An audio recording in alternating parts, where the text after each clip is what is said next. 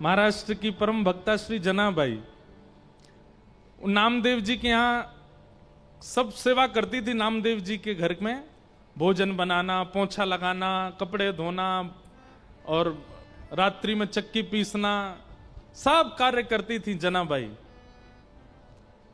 विट्ठल भगवान रात्रि में उनको दर्शन देने आते थे, लेकिन फिर भी जनाबाई ने कभी पंडरीनाथ से ऐसा नहीं कहा कि मेरी सेवागिरी छुड़वा दो। नामदेव जी का घर नहीं छोड़ा जनाबाई ने, सेवा करती थी पूरी। भगवान ने एक बार प्रार्थना करके, विट्ठल भगवान ने कहा, ए जना चल, तुझको मैं वैकुंठ ले चलूं। बोले नहीं, मुझे वैकुंठ नहीं जाना। क्यों? वैकुंठ में ऐसा कीर्तन मिलेगा जैसे नामदेव जी करते हैं। वैकुंठ में इतने सारे वारकरियों के दर्शन होंगे। वैकुंठ में भीमा नदी, ये चंद्रभागा का दर्शन होगा। वैकुंठ में आप ऐसे खड़े हो? बोले नहीं, तो फिर मुझे वैकुंठ नहीं जाना, मैं यहीं रहूंगी। ऐसी जनाबाई। तो एक बार एकादशी पर बहुत भीड़ होती है पंढरपुर में, और वो भी आषाढ़ की एकादशी पर तो पूछो ही मत। तो एकादशी का दिन था, जनाबाई घर के सारे लोगों के कपड़े लेकर के धोने गई थी नदी पर, और वहां बैठ करके जनाबाई पूरे परिवार, नामदेव जी के परिवार के लोगों के वस्त्र धो रही थी। इतने में ही एकादशी का दिन एक बहुत सुंदर धुन गाते हुए, राम कृष्ण हरि, जय जय विठ्ठल विठ्ठल विठ्ठला, माझा पांडुरंग विठ्ठला गाते हुए एक वारी जा रही थी।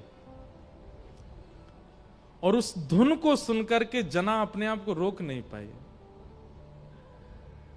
जनाबाई अब यहां वस्त्र धो रही है, और उनके वस्त्र धो रही है जिन नामदेव जी पर उसकी इतनी निष्ठा है, नामदेव जी की कृपा मानती है वो अपने ऊपर की, इन्हीं की कृपा से मुझे पंडरीनाथ के दर्शन होते हैं। कपड़े छोड़ करके कैसे जाऊं? कपड़े भी धोने हैं, और वारी में जो कीर्तन चल रहा है उसमें इतनी रुचि बढ़ रही है कि उसको सुने बिना रह नहीं पा रही। तो जना बड़ी जल्दी जल्दी कर रही थी, एक एक वस्त्र ऐसे रख भी रही थी, फिर रो भी रही थी। वो विचलित होकर के थोड़ा सुने, फिर लौट के आवे, फिर धोवे, फिर सुने, फिर आवे। एक बड़ी वृद्धा सी एक वहां बैठी थी, वो वृद्धा आई और आकर के बोली, अरे लाली, तू इतनी हड़बड़ाहट में क्यों है, क्या बात है? उन्होंने मराठी में बोला होगा, मुझे तो आती नहीं। इतनी हड़बड़ाहट में क्यों, क्या बात है? बोले मुझे कपड़े धोने हैं, मुझे कार्य है, और मुझे यहाँ ये वारी जा रही है, मुझे उसमें मन हो रहा है कीर्तन में जाके थोड़ा नृत्य करके आ जाऊं। तो वृद्धा बोली, जो वृद्ध मैया थी, तू जाके नृत्य करके आ, कीर्तन में खूब आनंद गरज करके आ, तब तक मैं वस्त्र में धो देती हूं, मुझे आते हैं धोने। जनाबाई बोली, नहीं नहीं आप मत धोइए, आप क्या? बोले नहीं, तू जाना, मैं यहाँ खाली बैठी हूं, मैं तो बहुत वृद्धा हूं, मैं तो नृत्य कर नहीं पाऊंगी। अपनी युवा अवस्था में मैंने भी बहुत नृत्य किया कीर्तन में, तू जा, मैं धोती हूं वस्त्र। जनाबाई गई और जाकर के खूब नृत्य किया। इतना नृत्य किया कि सुबह से शाम हो गई, जनाबाई भूल गई, समय का पता नहीं चला। शाम होते ही उसने देखा सूर्य अस्त हो गए, दौड़ी नदी के तट पर, और जाकर के उसने देखा सारे वस्त्र धुल करके बढ़िया तय लगा करके, गई बना करके, एक के ऊपर एक व्यवस्थित करके रखे हुए थे। जना खुश हो गई। आसपास देखा, वो वृद्ध मैया दिखी नहीं। एक सुंदर केले के पत्र में लिपेट रखे थे सारे वस्त्र, जनाबाई ने उठाया और लेकर के बड़ी प्रसन्न चित्त से आ गई नामदेव जी के घर। आकर के सारे वस्त्र रखे। संध्या स्नान के लिए श्री नामदेव जी ने वस्त्र देखे अपने, और जैसे ही वस्त्र उठाया नेत्र बंद हो गए। ऐसी अद्भुत सुगंधी आ रही थी वस्त्रों में से। स्पर्श होते ही चित्त में विट्ठल प्रकट हो गए। स्पर्श होते ही संतों की स्मृति आने लगी। मन बिल्कुल शुद्ध शांत पवित्र हो गया।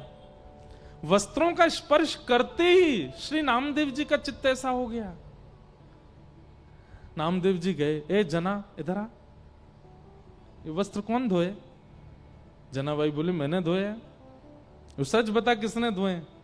आज तूने नहीं धोए, तू रोज धोती है, पर आज किसी और ने स्पर्श किया है वस्त्रों को। तो जनाबाई भी आश्चर्य में पड़ गई, इनको कैसे पता? तो जनाबाई बोली, एक वृद्ध मैया थी, मैं तो कीर्तन कि धुन सुनकर के रोक नहीं पाई स्वयं को। मेरा बार बार मन विचलित हो रहा था, तो वो मैया ने आकर के मुझसे कहा कि मैं धो देती हूँ, तू कीर्तन में चली जा। मैं तो कीर्तन में चली गई, वो वस्त्र धो करके सुखा के गई लगा के, और बिल्कुल लपेट के धर के गई, तो मैं उठा लाई। नामदेव जी के नेत्र सजल हो गए। जनाबाई, ये किसी सामान्य के हाथ के स्पर्श से धुले नहीं है। आज सुबह मैं मंदिर गया था और श्री विट्ठल भगवान के चरणों में जब मैंने प्रणाम किया, जिस कस्तूरी की सुगंध विट्ठल से आ रही थी, वही सुगंध इन वस्त्रों से आ रही है। वस्त्र धोने कोई वृद्धा नहीं, साक्षात विट्ठल आए थे। क्योंकि तेरी कीर्तन में रुचि थी, इसलिए स्वयं विट्ठल आए थे और आकर के धो के गए। जनाबाई रुदन करने लगी, नेत्र सजल हो गए। और पता जना क्या सोचने लगी मन में, मैं कितनी भाग्यशाली हूं कि मैं नामदेव के यहां रहती हूं। सौभाग्य ये नहीं कि पंडरीनाथ ने अपने हाथ से वस्त्र धोए, सौभाग्य इन वस्त्रों का ये है कि ये नामदेव के घर के वस्त्र हैं। इनको ठाकुर जी भी धोने में लज्जा नहीं करते हैं, ये नामदेव जैसे संत के घर के वस्त्र हैं। प्रेम,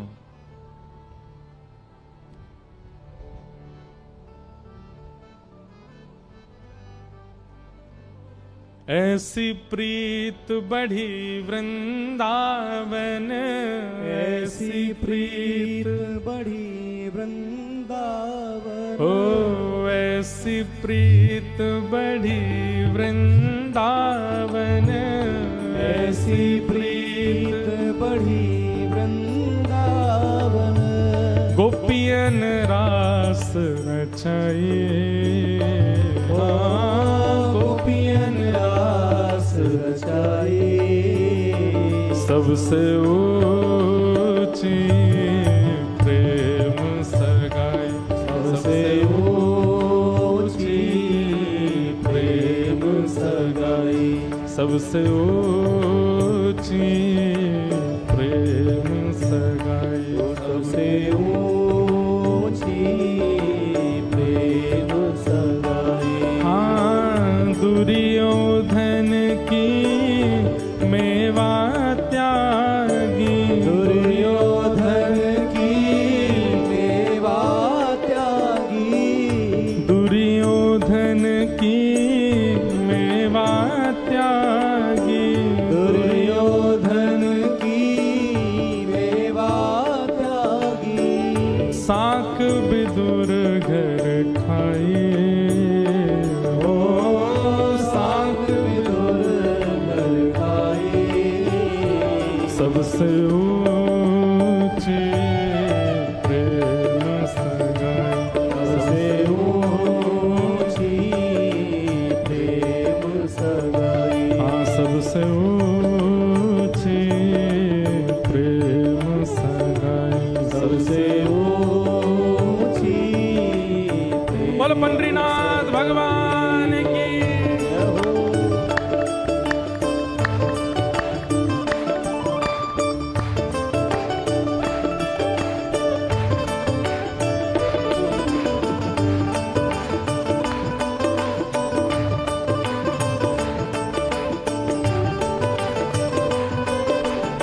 श्री राधारमण लाल की। जय हो।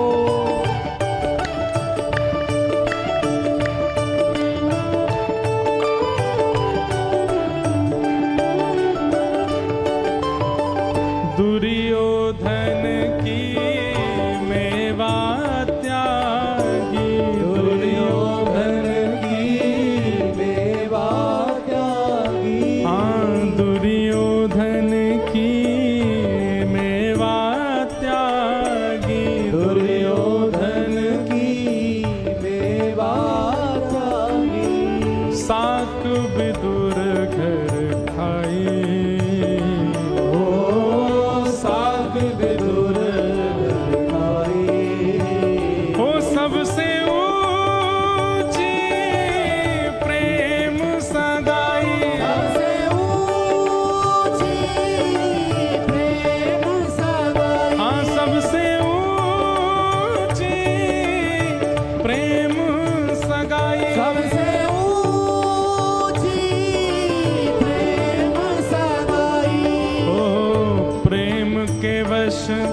अर्जुन रथ हाँक्यो।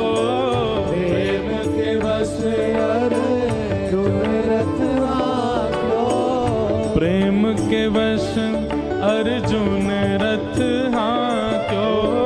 प्रेम के वश अर्जुन रथ हाँक्यो। भूल गए ठकुराई। भूल गए ठकुराई। अरे हाँ भूल गए ठकुराई। ओ भूल गए आइए ओ सबसे ऊंची प्रेम सगाई। सबसे ऊंची प्रेम सगाई। हाँ सबसे ऊंची प्रेम सगाई। सबसे ऊंची प्रेम सगाई।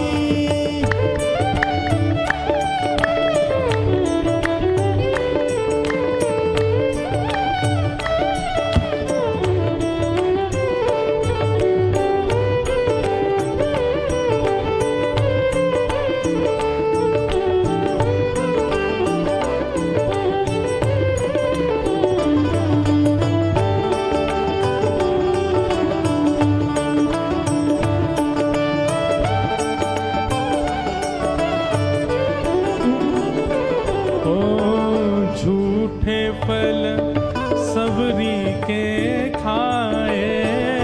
झूठे फल सबरी के खाए। झूठे फल सबरी के खाए।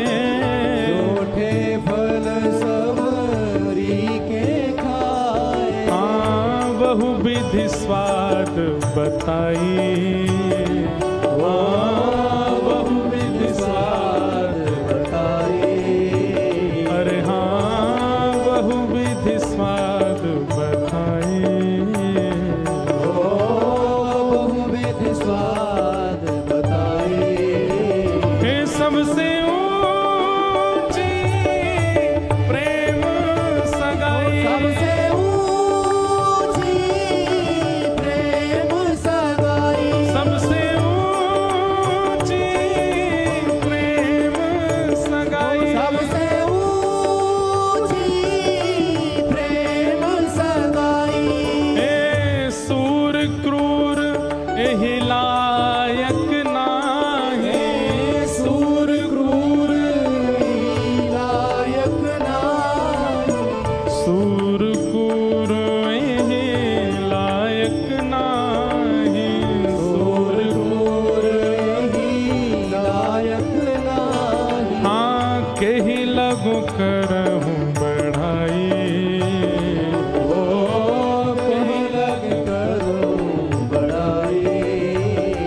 हाँ केहि लगु करहूँ बढ़ाई। ओ कहीं लग करो बड़ाई। आइए हाँ सबसे ऊंची प्रेम सगाई। सबसे ऊंची प्रेम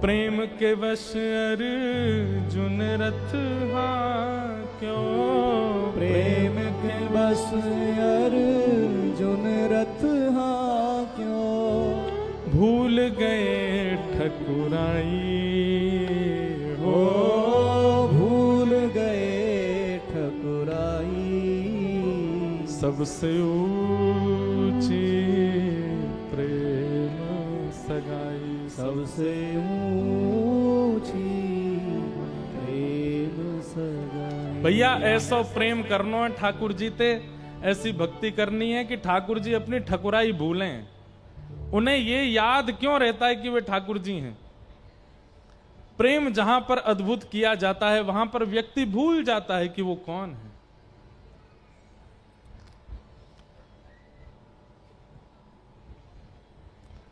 प्रेम जब अद्भुत प्रस्तुत किया जाता है तो व्यक्ति अपनी प्रभुता भूल जाता है। कई जगह राजाओं के लिए सुना गया कि राजा अपनी सिंहासन से उतर करके, अपना मुकुट उतार करके, अपने घोड़े छोड़ करके, अपने राजकीय वस्त्र छोड़ करके जाते थे।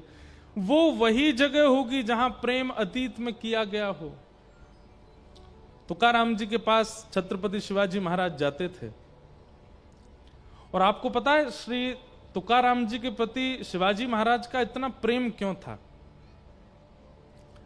उनके अभंग सुनते थे छत्रपति शिवाजी महाराज, तो अभंग सुनकर के, जो अभंग में शब्द होते थे उनको सुनकर के जहां बैठे होते थे रणभूमि में, रात में बैठे बैठे पूरी प्रजा तो दूसरे दिन का निर्णय कर रही है, कैसे युद्ध होगा, क्या होगा, मुगलों को कैसे परास्त करना है, पर श्री शिवाजी महाराज पूरे दिन का सिर में इतना भार होता था तो रात्रि बैठ करके श्री तुकाराम जी का अभंग पढ़ते थे।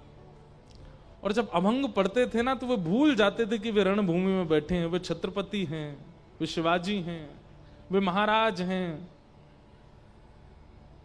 ये विस्मृति कराने की सामर्थ्य केवल प्रेम में होती है। आप अपनी स्थिति नहीं भूल पा रहे हो, आप अपनी योग्यताएं नहीं भूल पा रहे हो, आप अपनी श्रेष्ठताएं नहीं भूल पा रहे हो, तो सब इसका मतलब सामने वाले ने वह प्रेम दिया नहीं है आपको। शिवाजी महाराज एक दिन इतने प्रसन्न हुए कि उन्होंने अनेक रत्न अपने सैनिकों के द्वारा श्री तुकाराम जी के पास देहू भिजवाए। तो देहू में एक पर्वत था जहां बैठकर के श्री तुकाराम जी भजन करते थे। आज भी शिवाजी महाराज का नाम ले लिया जाता है तो रोंगटे खड़े होते हैं। उस समय जब शिवाजी महाराज थे तब उनका कोई नाम ले लेता था तो क्या स्थिति होती होगी। और उस समय पूरे देहू में हल्ला हो गया, क्यों, छत्रपति शिवाजी महाराज के सैनिक आए हैं और रत्न संदूकों में भर भर के लेके आए हैं। कहां जा रहे हैं? तुकाराम जी महाराज के पास। श्री तुकाराम जी महाराज के पास गए। तुकाराम जी बोले, कहां से आए? बोले, हम छत्रपति शिवाजी महाराज ने हमको भेजा है और ये सब धन आपके लिए भेजा है। उन्हें पता चला था कि आपकी पूर्व पत्नी और बच्चे की मृत्यु अकाल के कारण हुई। इतना धन का अभाव आपने अपने जीवन में देखा तो हमारे महाराज के मन में आया कि आपका अभंग वो सुनते हैं, पढ़ते हैं, तो उन्होंने ये सब आपके लिए भेजा, आप स्वीकार करें। तुकाराम जी महाराज ने कितना सुंदर उत्तर दिया। बोले, जिसको कृष्ण रत्न मिल गया हो उसको अन्य रत्नों में रुचि नहीं होती है। आप इतने सारे रत्न उसको दीजिए जिसको इस रत्न की इच्छा हो, पर मुझे तो मेरे विट्ठल रत्न मिल चुके हैं। मुझे तो एक ऐसा नील रत्न मिला है, उस रत्न के बाद मुझे किसी रत्न की इच्छा नहीं है। मैं शिवाजी महाराज के द्वारा भेजे गए इन सब रत्नों को सिर से लगाता हूं, सबको प्रणम में मानता हूं, पर वस्तु उसको दी जाए जिसको उसकी आवश्यकता हो। मुझे आवश्यकता नहीं है। मेरे पास मेरे ठाकुर जी हैं, उनका प्रेम मेरे चित्त में है, मैं उसी में परिपूर्ण हूं। सैनिक बोले कि कहीं शिवाजी महाराज हमसे नाराज हो गए तो हम क्यों ले आए वापस। बोले, आप मेरा उत्तर उनको सुना दीजिएगा। और शिवाजी महाराज ने जब ये उत्तर सुना ना, भाई बोलना बड़ी बात है पर स्थिति में, बिगड़ी हुई स्थिति में बोलना एक विशेष बात है। तुकाराम जी के पास में इतनी संपत्ति, इतना धन वैभव नहीं है, तब भी वो ठुकरा रहे हैं।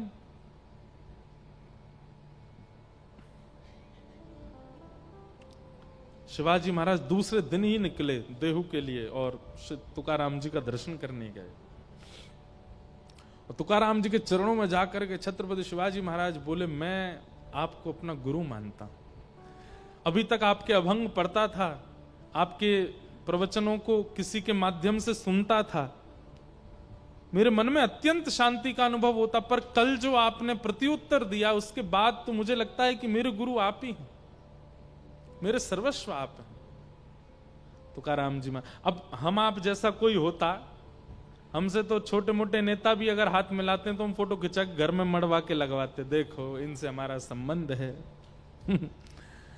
लेकिन तुकाराम जी महाराज क्या कहते हैं, आपका गुरु मैं नहीं हूं तो इधर की तरफ जंगलों में चले जाइए, वहां जाकर के आपको समर्थ गुरु रामदास मिलेंगे, वही आपके गुरु हैं, उन्हीं का आश्रय आप लीजिए, आपके गुरु वही हैं। आप भले ही मुझसे दिशा ले लीजिए, मेरे अभंग आप सुनते हैं, मेरे भाव प्रवचन आपको प्रिय हैं, वो उसके लिए मैं आपको रोक नहीं सकता, आप सुन तो किसी को भी सकते हैं, पर अगर गुरु बनाने की आपकी इच्छा है तो आपके गुरु समर्थ गुरु श्री रामदास वन में आपकी प्रतीक्षा कर रहे हैं, आप वहां जाओ। शिवाजी महाराज के नेत्र सजल हो गए। कोई व्यक्ति इतना त्यागशील कैसे हो सकता है? एक छत्रपति महाराज सामने बैठ करके कह रहा है कि मुझे शिष्य बना लीजिए, और तुकाराम जी कह रहे हैं कि मैं आपके गुरु बनने योग्य नहीं हूं, आपके गुरु तो वे हैं। मैं एक बात कहा करता हूं कि जब ठाकुर जी जीवन में आ जाते हैं ना, तो त्याग की स्थिति आती है। जब तक ठाकुर जी जीवन में नहीं आ गए तब तक संग्रह की स्थिति बनी रहेगी, इकट्ठा करूं मैं, कितना धन, कितना नाम, कितना यश, कितने लोग, कितना वैभव। लेकिन जब ठाकुर जी जीवन में आते हैं ना, तो त्याग की स्थिति आती है।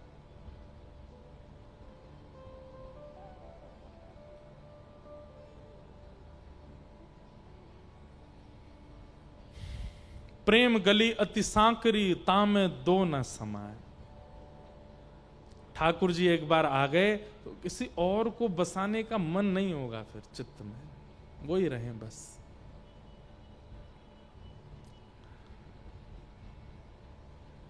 वेद व्यास जी महाराज को श्री नारद जी कहते हैं, नारद जी, व्यास जी, आपने जितने भी ग्रंथ लिखे हैं इनमें भगवान का ऐश्वर्य प्रधान बताया है, प्रेम प्रधान आपने कुछ लिखा नहीं, इसलिए आपका चित्त अशांत है। अपने चित्त को संतुष्ट करने के लिए अब ठाकुर जी का प्रभाव नहीं, ठाकुर जी का ऐश्वर्य नहीं, ठाकुर जी की प्रभुता नहीं, उनके प्रेम का वर्णन कीजिए।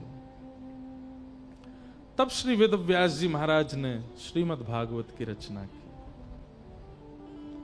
भागवत में ठाकुर जी का प्रेम प्रधान है।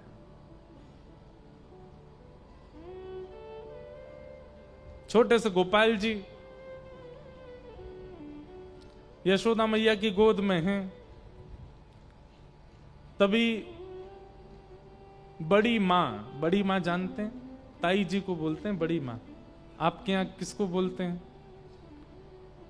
कई जगह दादी को भी बड़ी मां बोलते हैं, दादी नहीं, ताई जी। हमारे उत्तर भारत में ताई जी, अब यहां पता नहीं क्या बोलते हैं, ताई जी बोलते हैं उनको।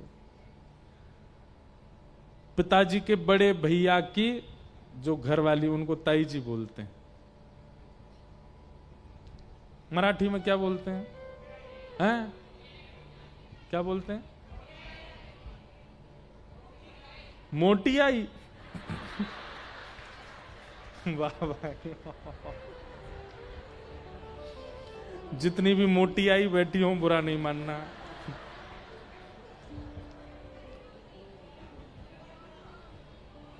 ध ढ द थ। अरे राम, मोथियाई। सॉरी भैया, हाँ मोटी आई निकल गया मुंह से। अरे बाप, हमारा भारत अद्भुत है भैया, ताई जी ठीक है फिर तो बढ़िया हुआ ये मोती आई हमारे यहाँ नहीं है, नहीं तो हम तो मोटी मोटी बोलते हैं। ठाकुर जी की मोटी आई आई मोती आई मोती था, अरे कोई ठा बना रहा कोई दा बना रहा, ठाकुर वाला मोठी आई, वाह भाई जय भैया। चलो इतना तो सीख गए महाराष्ट्र में, मोठी आई। तो ठाकुर जी की मोठी आई। ठाकुर जी यशोदा मैया की गोद में, तो जैसी बड़ी मां आती है तो फिर मां भी उनके चरण स्पर्श करती है। तो यशोदा मैया कहीं लाला को नीचे छोड़ करके यशोदा मैया कहीं अरे जय हो बहन बहुत दिना में आई हो, चरण चरण स्पर्श करने लगी। ठाकुर जी देख रहे थे दूर खड़े होकर, बच्चे ऐसे देखते हैं किसी के पैर वैर छुओ तो बच्चे देखते हैं क्या कर रहे हैं, पैर क्यों छू रहे हैं।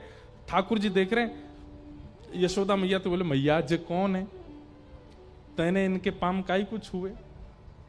मैया बोले ए लाला तेरी ताई जी हैं, बड़ी मैया है, प्रणाम कर। ठाकुर जी ने प्रणाम नहीं किया, मैया से लिपट गए। मैया बोली ए लाला प्रणाम ना करे, तेरी बड़ी मैया आई है, चल प्रणाम कर। ठाकुर जी ने प्रणाम नहीं किया। मैया ने गोद में उठा लिया। लाला तू कैसी बात करे, जैसे कई बच्चों को प्रणाम करना आता है और वो अगर मौके पड़ने पर प्रणाम नहीं करते तो माता पिता उनको देख तेरे को टॉफी दिलाएंगे, तेरे को ऐसे करेंगे, प्रणाम कर चल। तो यशोदा मैया के लाला तो पे प्रणाम करो आवे ना, तू काय को ना कर रहो। ठाकुर जी कंधे पे सिर रख के लेट गए मैया के, चढ़ गए गोदी में, बोले मुझे कहां मिलेगो, प्रणाम करवे थे। यशोदा मैया बोली लाला तू तो बड़ो स्वार्थी है गो, हैं बिना कछु मिले प्रणाम ना करेगो ना। मैया मुझको बता मुझको कहां मिलेगो। बोले बड़ी मैया आई है तो को मक्खन खवावेगी। ठाकुर जी बोले मैं कोई गरीब हूं, मेरे घर में मक्खन ना है, मैं तो खुद खा लूंगा। ऐसा कछु दिलाओ जो मेरे घर में नहीं हो। मैया बोली लाला सब तो है, तो पे दूध है, घी है, दही है, मक्खन है, धन है, जवाहरात हैं, सुंदर सुंदर रत्न है, मणि है, सब तो है तो पे। ठाकुर जी बोले मैया एक चीज भूल रही है तू। बोले कहा, बहू ना है हमारे घर में।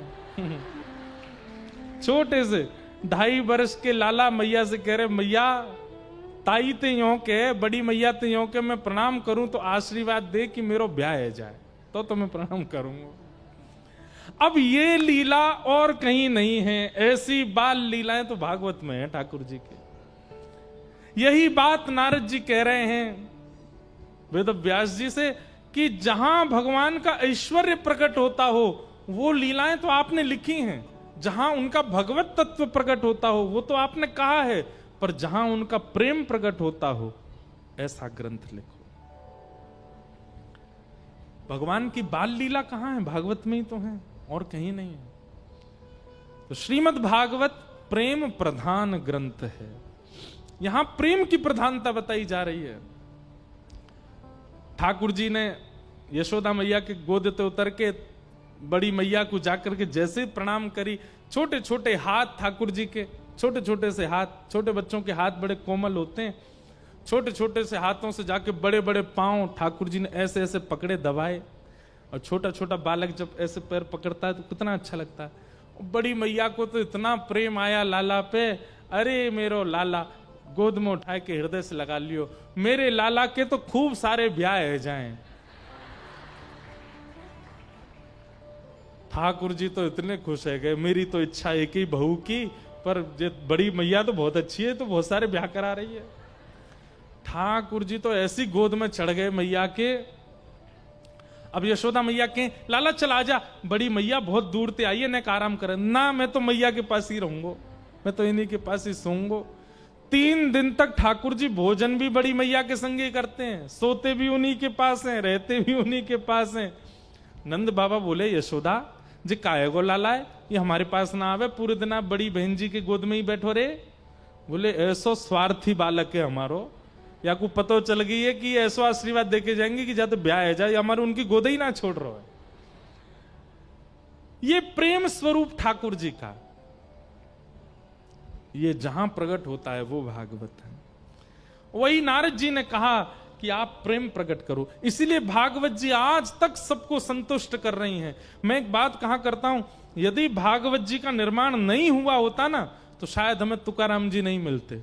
भागवत जी का निर्माण नहीं होता तो कभी नामदेव जी, जनाबाई जैसे भक्त नहीं मिलते, मीराबाई नहीं मिलती, सूरदास नहीं मिलते, क्योंकि इन सब भक्तों के चित्त में प्रेम प्रधान है। और प्रेम का संचार कृष्ण के प्रति केवल भागवत से होता है और कहीं से नहीं हो सकता। भागवत जी हैं तो प्रेमी भक्त मिल गए हैं, भागवत जी नहीं होती तो प्रेमी भक्त नहीं मिलते। वेद व्यास जी महाराज ने भागवत की रचना की,